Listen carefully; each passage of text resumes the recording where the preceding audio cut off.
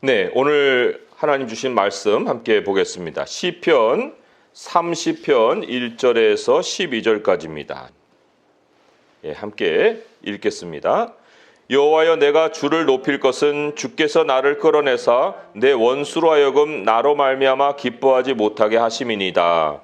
여호와 내 하나님이여, 내가 주께 부르짖음에 나를 고치셨나이다. 여호와여, 주께서 내 영혼을 수올에서 끌어내서 나를 살리사 무덤으로 내려가지 아니하게 하셨나이다. 주의 성도들아, 여호와를 찬송하며 그의 거룩함을 기억하며 감사하라. 그의 노염은 잠깐이요 그의 은총은 평생이로다. 저녁에는 울음이 깃들일지라도 아침에는 기쁨이 오리로다.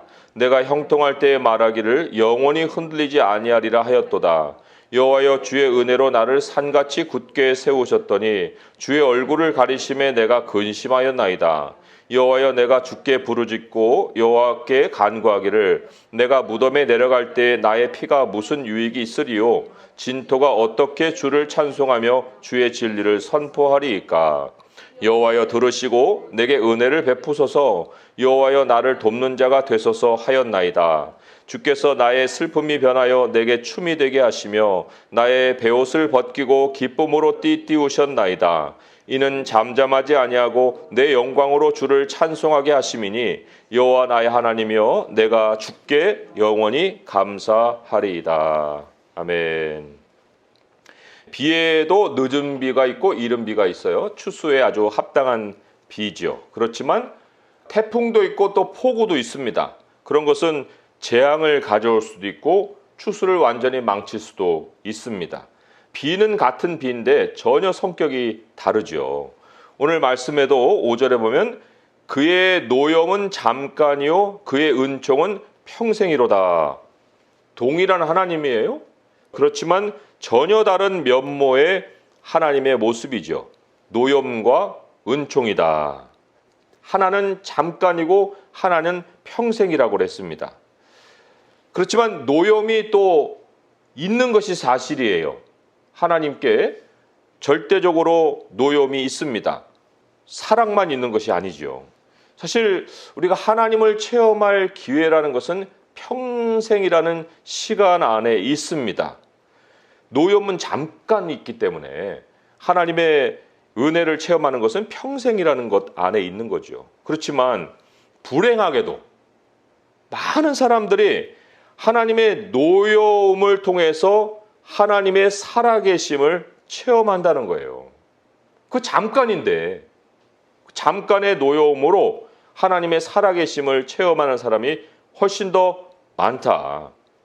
하나님의 은혜를 제대로 깨닫기까지 사람이 야, 이게 하나님의 은혜구나 라는 것을 알기까지는 이런 사이클이 반복이 돼요. 뭐냐면 죄, 노여움, 죄, 노여움. 물론 거기에는 다시 회개도 있겠죠. 그렇지만 회개가 잠깐이에요. 죄, 노여움, 회개. 죄, 노여움, 회개. 이런 식으로 이제 계속 돌아가겠죠. 그런데 하나님의 진노라는 것이 그냥 찾아오는 것이 아니에요. 이 태풍이라는 것도요, 열대 저기압이 적도에서 이제 발생하잖아요. 햇볕이 이제 온도를 높이면 수증기가 모입니다. 그리고는 그게 이제 위도를 따라서 위로 올라오잖아요. 그게 태풍으로 발전을 하는 겁니다. 수증기가 모아지지 않은 상황에 태풍이라는 것은 만들어지지 않아요. 하나님의 노여움이라는 것도 마찬가지죠. 사람의 죄가 쌓이고 쌓여서 결국 하나님의 노여움을 일으키는 것이죠. 자, 하나님의 노여움을 일으키는 원인이 어디에 있을까요? 성경은 그것을 잘 말씀해주고 있어요. 대표적인 말씀이 골로새서에 있습니다. 골로새서 3장에 보시면 3장 5절에서 6절의 말씀에 이런 말씀이 기록이 되어 있어요. 설명이 필요해요. 자, 3장 5절에서 6절입니다. 함께 읽어볼게요. 시작.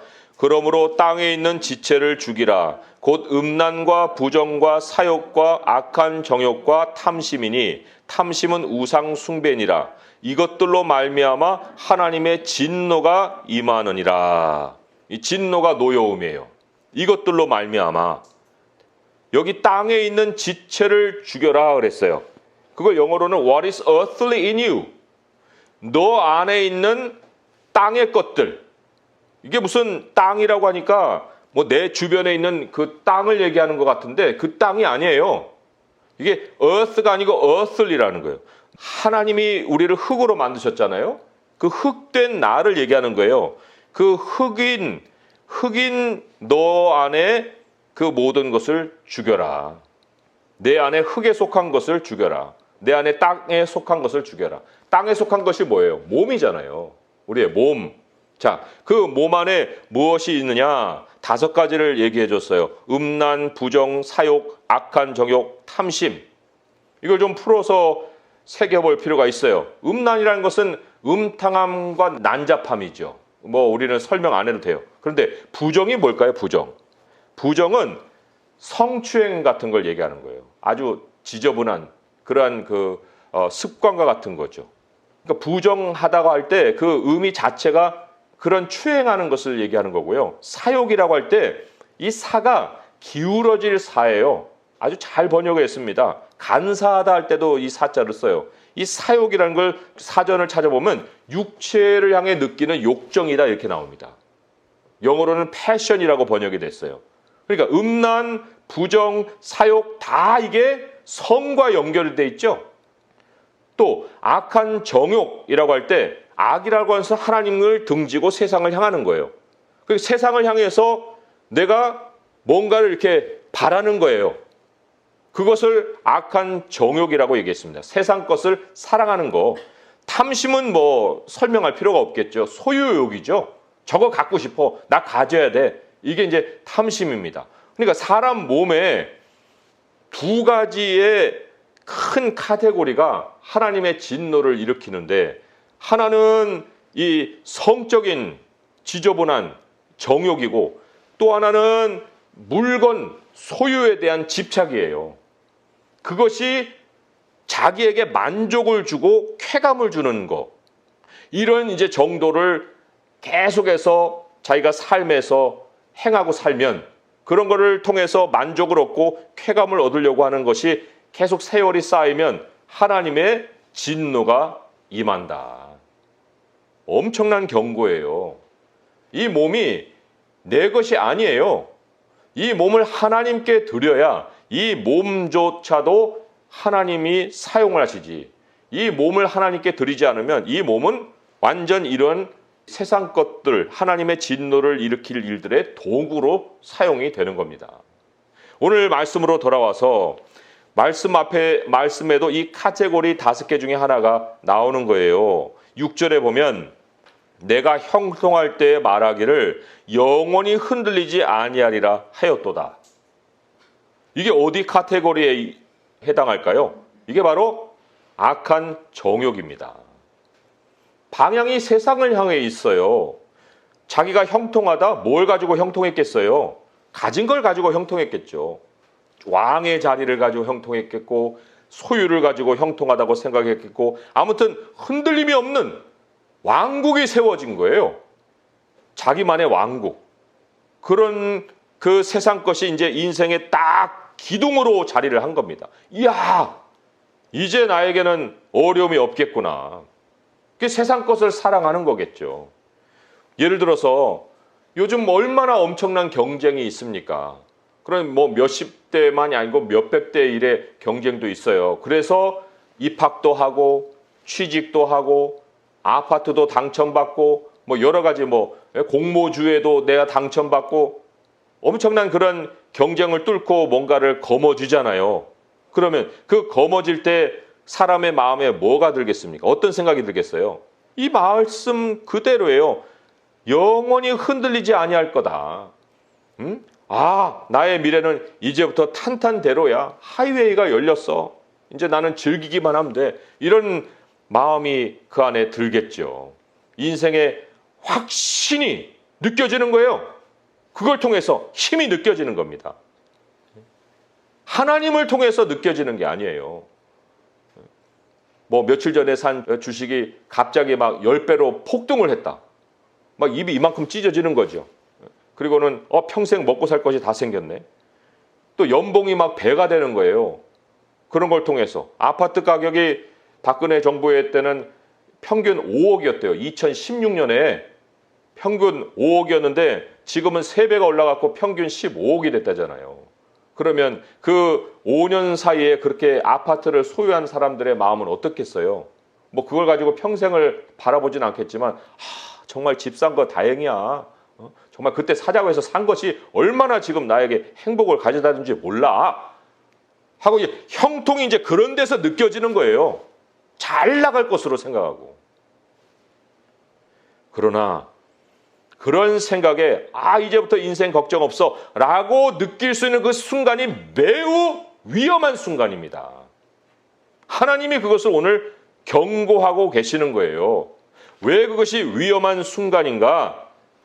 7절의 말씀에 여호와여 주의 은혜로 나를 산같이 굳게 세우셨더니 주의 얼굴을 가리심에 내가 근심하였나이다.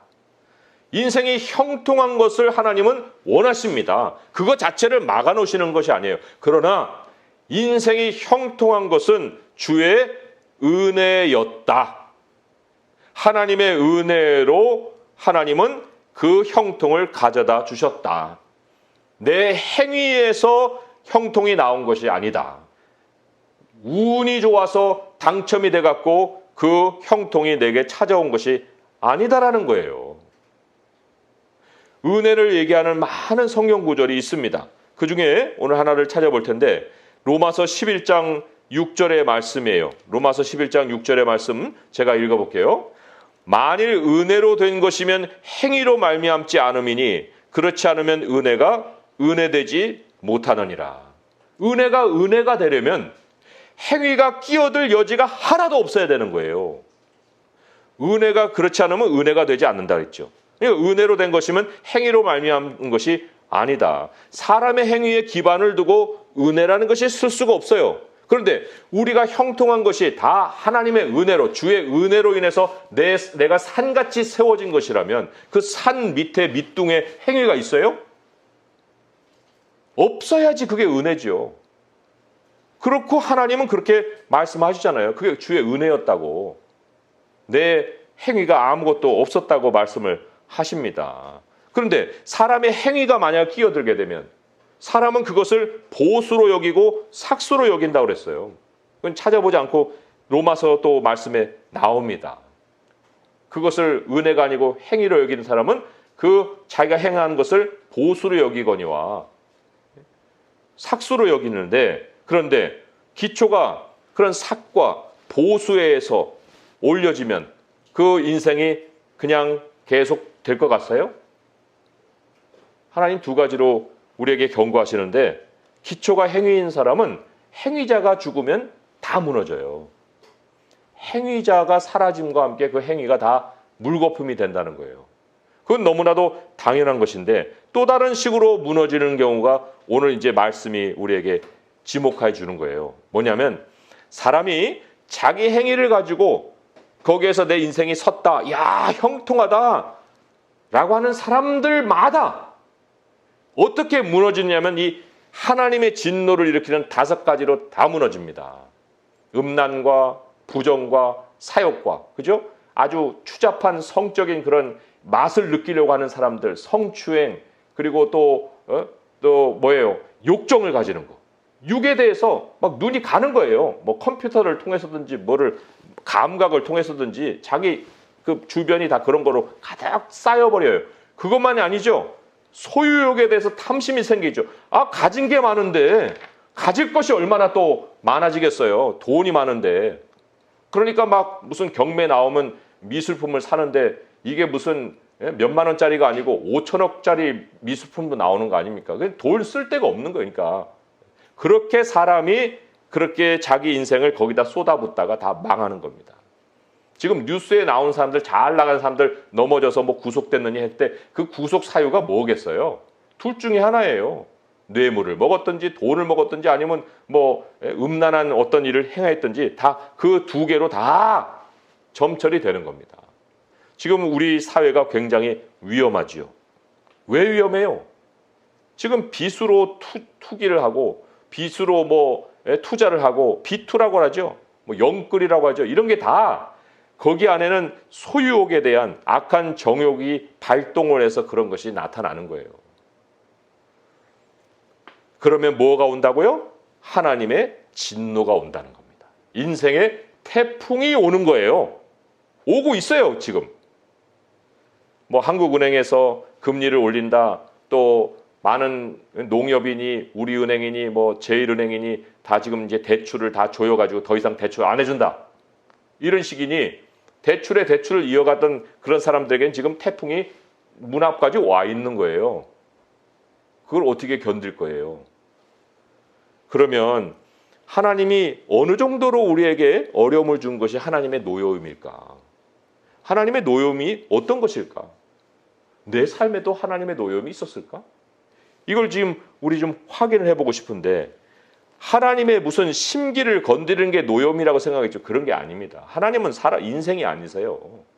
우리가 나타나는 식의 그런 노여움을 나타내시는 분이 아닙니다. 그런 거는 이교 신이나 있는 거예요. 그래 그 노여움을 달래려고 막 재물을 갖다 바치잖아요. 하나님의 노여움은 그런 개념이 아닙니다. 오늘 읽은 말씀으로 돌아오게 되면 7절의 말씀에 주의 얼굴을 가리심에 라는 말씀이 나오죠. 주의 얼굴을 가리신다. 이게 하나님의 노여움입니다. 하나님의 얼굴을 가리신다. 이걸 조금 더 느껴볼 수 있는 말씀이 야고보서의 말씀이에요. 야고보서 4장 1절에서 3절을 보게 되면 하나님의 얼굴을 가리시면 어떤 결과가 나타날까? 야고보서 4장 1절에서 3절의 말씀, 이것도 함께 찾아서 한번 읽어볼게요. 야고보서 4장 1절에서 3절의 말씀입니다. 읽어볼게요. 시작. 너희 중에 싸움이 어디로부터 다툼이 어디로부터 나느냐? 너희 지체 중에 싸우는 정욕으로부터 나는 것이 아니냐? 너희는 욕심을 내어도 얻지 못하여 살인하며 시기하여도 능히 취하지 못하므로 다투고 싸우는도다. 너희가 얻지 못함은 구하지 아니하기 때문이요 구하여도 받지 못함은 정욕으로 쓰려고 잘못 구하기 때문이라. 두 가지 현상이 나타나죠. 하나님이 얼굴을 가리실 때 땅에서는 다툼이요 하늘에서는 공급이 내려오지 않아요. 구하여도 못 받아요. 신앙생활은 열심히 하는데 그런데 결과가 없어요. 열매가 없습니다. 응답이 없어요. 그리고는 아래에서는 맨 욕심을 가지고 다투고 싸우는 관계 파괴만 일어나는 거예요. 여기서도 너희 지체 중에 싸우는 정욕이라고 할 때 너희 지체 중이라는 것이 우리 안에서 전쟁이 벌어진다는 거예요. 거기에 대해서 시편이 뭐라고 한 단어로 표현을 해놓냐면요. 오늘 말씀에 7절에 내가 근심하였다. 이 근심, 사람이 근심을 품으면 관계가 원활하지 않습니다. 괜히 화나는 일만 생겨요.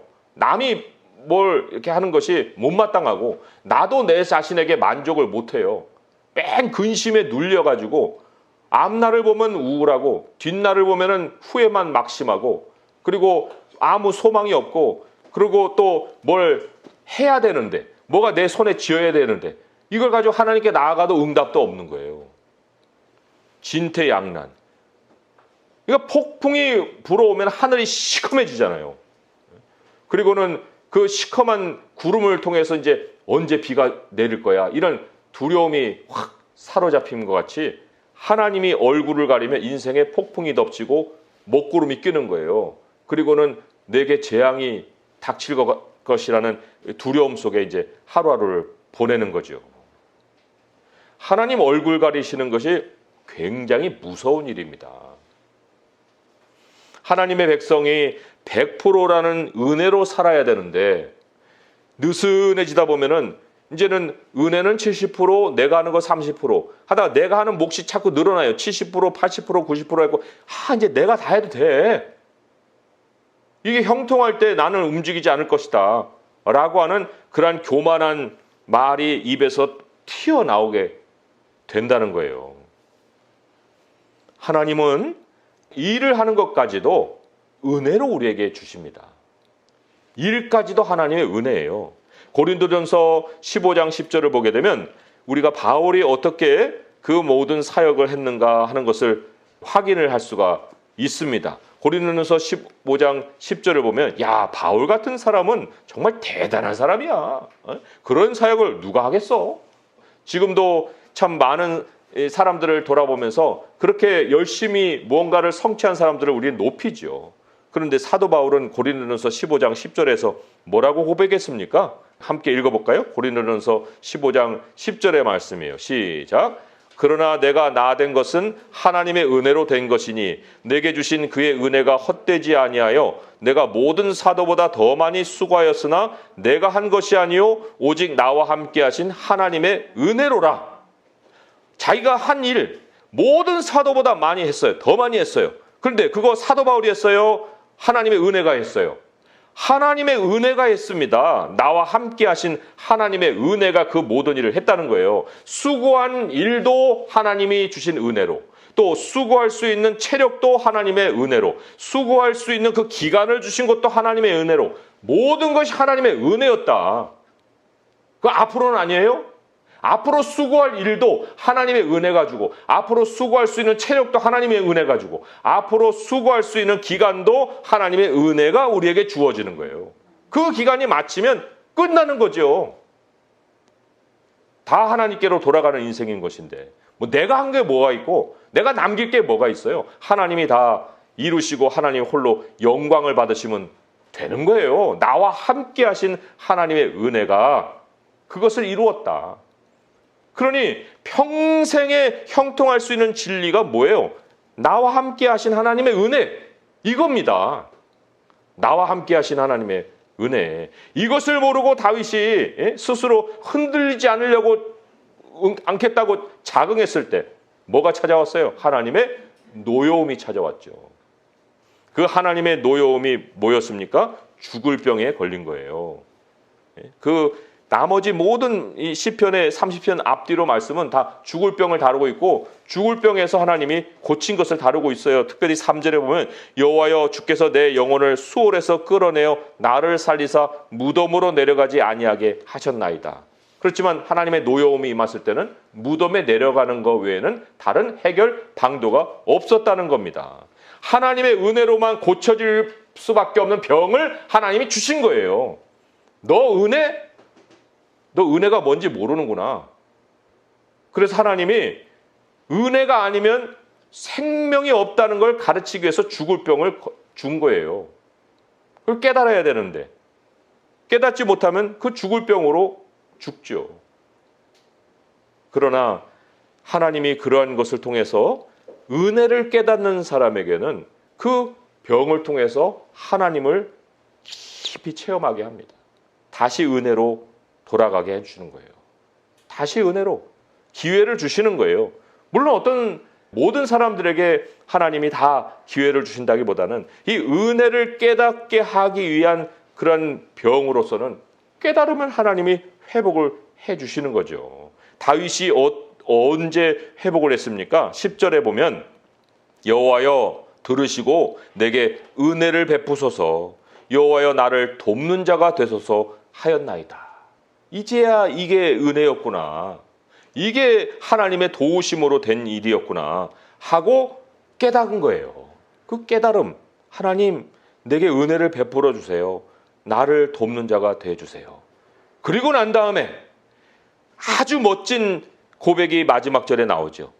이는 잠잠하지 아니하고 내 영광으로 주를 찬송하게 하십니다. 하나님 모든 사람에게 하나님의 영광을 나눠주고자 하십니다. 형통을 통해서 우리를 드러내셔요. 이렇게 그게 우리의 영광이에요. 그런데 우리가 드러나는 것이 목적이 뭐예요? 주를 찬송하게 하려 합니다. 그죠? 하나님을 나타내려 함이라. 그걸 가지고 야, 내 미래는 이제 열렸어. 난 형통해. 흔들리지 않아. 그러라고 영광을 주셨어요? 아니라는 거예요. 내 영광으로 주를 찬송하게 하려 합니다. 우리 스스로 돌아봐야 합니다. 내가 지금 올라가 있는 그 포지션으로 과연 무엇을 빛내고 있느냐? 하나님을 찬송하고 있느냐? 내가 이만한 인물이요 하고 내세우고 있느냐? 내 재산을 가지고 사람들은 다 나를 존경하겠지 하고 거리낌 없이 내 소유물 가진 걸 가지고 사람들 앞에 나타나서 자랑을 하고 있느냐, 아니면 그 소유물이 하나님을 빛내라고 주신 것을 나는 알고서 그것을 제대로 쓰고 있느냐. 제대로 된 인생이라면 자기 영광으로 하나님을 찬송하는 모습이 있어야 됩니다.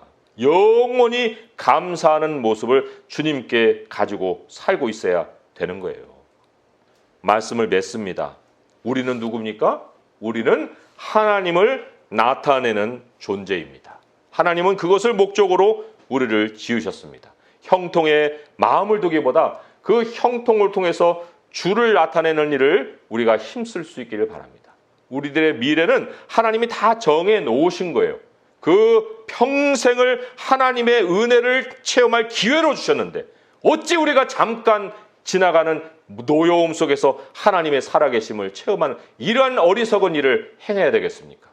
그 노여움도 잠깐일 뿐만 아니라 하나님의 은혜 속에 사는 사람에게는 그런 노여움이 없어요. 하나님이 사랑하시고 하나님이 그 채워주시는 그 사람에게는 하나님이 더 자신의 영광을 드러내기 위해서 그러한 노여움이 아니라 하나님의 사랑을 부어주시고 더 부어주십니다. 마지막 순간까지 우리 주님을 드러내고 하나님의 은혜를 전하며 내 자신이 주님의 영광으로 되어 살아갈 수 있는 성도 될 수 있기를 주님의 이름으로 축원드립니다. 기도하겠습니다. 하나님 아버지, 우리들의 짧은 이 인생에 어찌 우리가 우리 자신을 자랑할 것이 있겠나이까. 아버지여, 소유가 늘수록 더 겸손하게 하시고 하나님이 형통케 할수록 주님 찬송하는 삶을 살아갈 수 있게 하여 주옵소서. 아버지여, 우리가 이 땅에 많은 기회를 쫓아 살아갈 때가 얼마나 많습니까? 그러나 그 기회가 나를 행복하게 하는 것이 아니라 하나님이 지금까지도 그리고 앞으로도 우리들의 모든 행복의 근원인 것을 고백합니다. 하나님 없으면 모든 것이 없고 하나님이 계시면 모든 것이 나에게 풍족할 줄 믿사오니 어떠한 일에도 안일한 마음을 갖지 않게 하시고 어떠한 일에도 교만함을 품지 않게 하시고 어떠한 일에도 세상 것 가지고 내가 흔들리지 않을 것이라 말하는 일이 없게 하여 주시고 오직 주의 은혜로 주여 우리를 돕는 자가 되시옵소서. 주의 은혜로 평생을 하나님의 영광을 위해 살아가는 모든 성도가 되게 하여 주시옵소서. 우리 주 예수 그리스도의 이름으로 감사하며 기도합니다. 아멘.